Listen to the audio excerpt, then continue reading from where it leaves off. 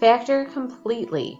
64r cubed minus 27s to the 6. In order to factor this, I want to look at these two terms and see if I can figure out anything about what these numbers look like. I know that 64 is a perfect cube. I know that r cubed is a perfect cube.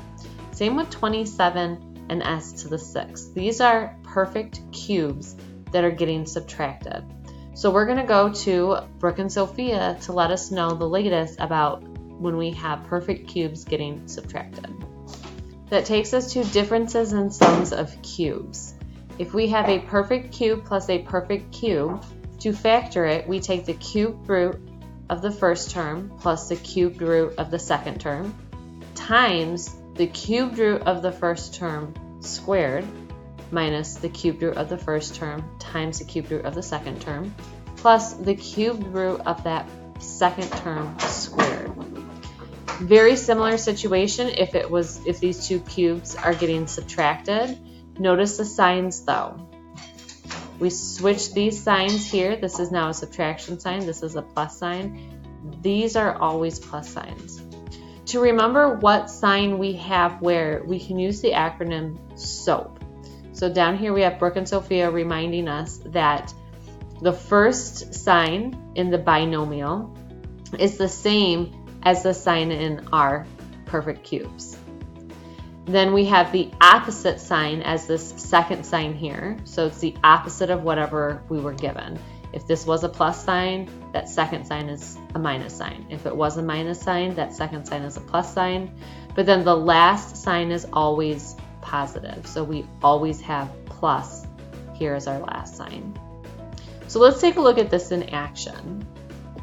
This takes us back to our original problem, 64r cubed minus 27s to the 6. The first thing I need to do is figure out what's the cubed root of both of my terms. The cubed root of 64 is 4, because 4 times 4 is 16, times 4 is 64. The cubed root of r cubed is r. The cubed root of 27 is going to be 3. I know that because 3 times 3 is 9, times 3 is 27. And then the cubed root of s to the 6, really what I'm doing is I'm taking this 6 and I'm dividing it by 3, which is going to leave me with 2 left. So that's going to give me s squared. So this is my a term, this is my b term. Notice how it follows this method right here. So now I want to take my a and my b and I'm going to subtract them inside one set of parentheses and then fill it in this same amount. So that gives me 4r minus 3s squared. That's getting times by 16r squared.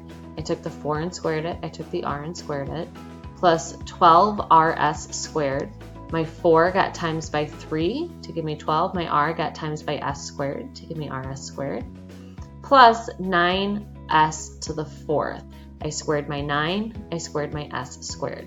And this is factored completely for my difference of cubes.